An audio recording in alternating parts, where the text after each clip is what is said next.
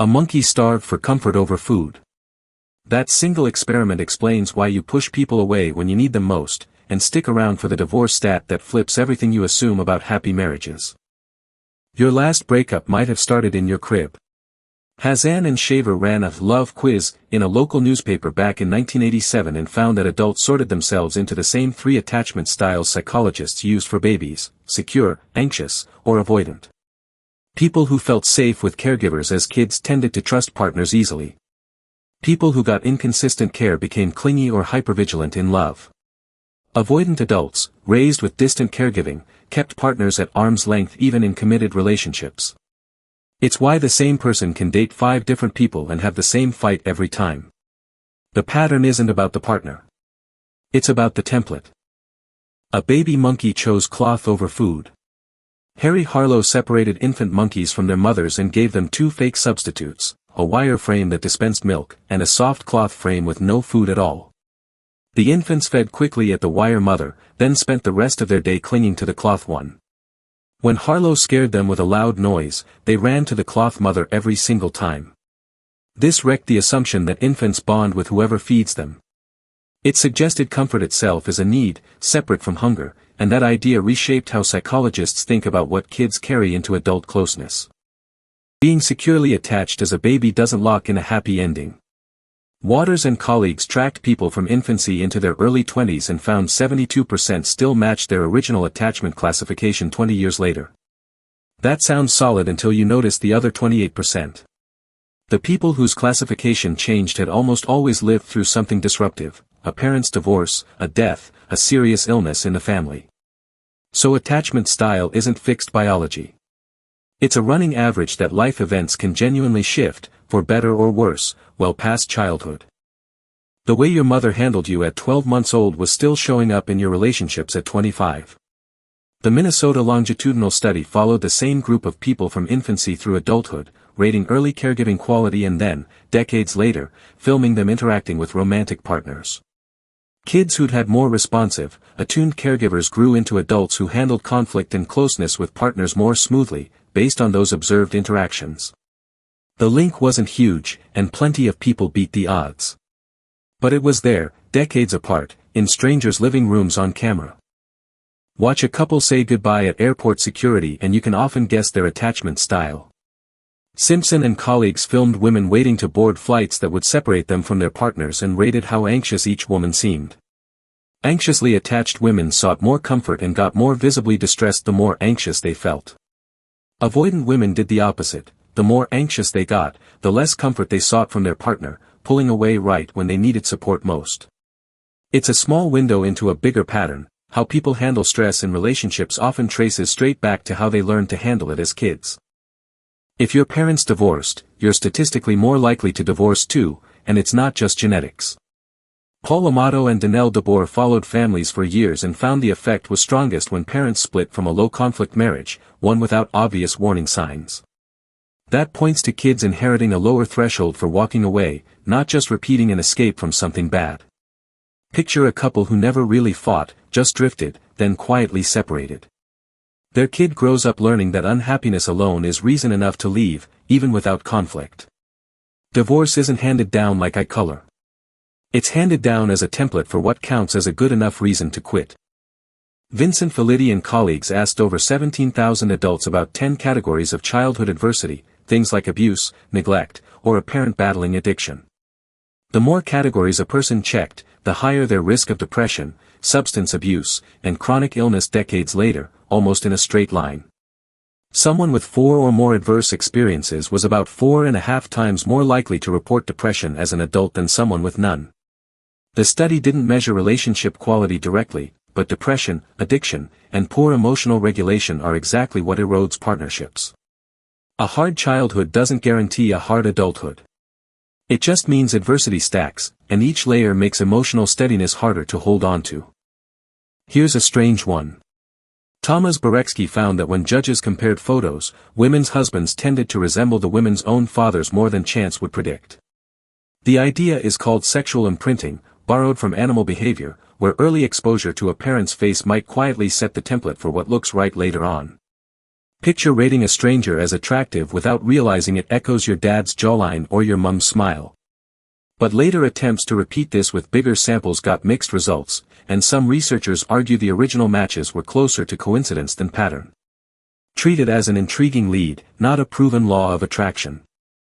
John Gottman and Lynn Katz spent years filming families and found that parents who talked kids through their feelings, naming anger or sadness instead of brushing it off, raised kids with noticeably better emotional regulation 5 years on.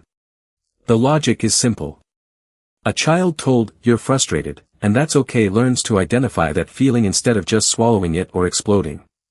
A kid whose sadness gets shushed with, "Stop crying," doesn't learn to name sadness, they learn to hide it. The study tracked kids into adolescence, not marriage, but the skills it measured, reading feelings and self-soothing, are exactly what adult relationships run on daily.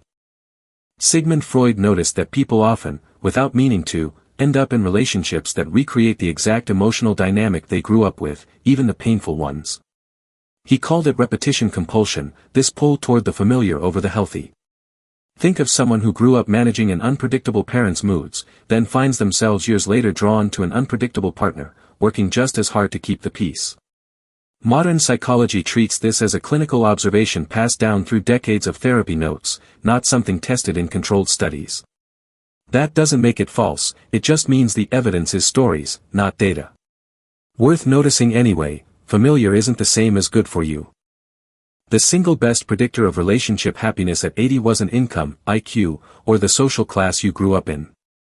It was how warm your childhood relationships felt.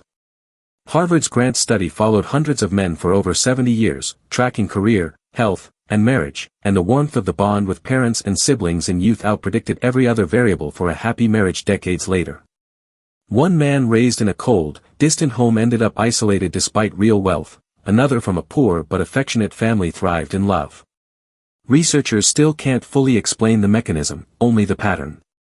It suggests the emotional climate of your childhood home may shape your adult love life more than anything you'll ever achieve. Watching your parents fight doesn't just make for a rough childhood, it recalibrates how you react to conflict as an adult. Mark Cummings and Patrick Davies' emotional security theory, from 1994, found that kids repeatedly exposed to hostile, destructive marital conflict, yelling, contempt, slammed doors, become hypervigilant to conflict cues, because that conflict once threatened their sense of safety. Follow-up studies tracking families over years found these kids grow into adults who overreact to even minor tension in their own relationships, reading a raised eyebrow as a 5-alarm fire. A partner sighing over dishes can trigger the same flooding a screaming match once did. Your fight-or-flight response to relationship conflict might have been calibrated before you could tie your shoes. You've probably heard that firstborns are bossy leaders, middle children are peacemakers, and youngest kids are reckless charmers who crave constant attention in relationships. Frank Sulloway's 1996 book made this idea famous, arguing siblings compete for family resources and carve out different personality niches. But when Radhika Damian and Brent Roberts tested it in 2015 on over 20,000 people using rigorous within-family comparisons, the birth order effects on personality traits were statistically tiny to non-existent, nowhere close to the popular claims. So if you've blamed your clinginess on being the baby of the family, or your partner's bossiness on being the eldest, the data says that's mostly folklore. Birth order is a far weaker relationship predictor than the birth order books want you to believe. Some kids grow up mothering their own mother, managing her moods, or acting as the family's emotional mediator long before they're ready. Psychologists call this parentification, a term Gregory Cherkovic detailed in his 1997 work on children forced into premature caregiving roles.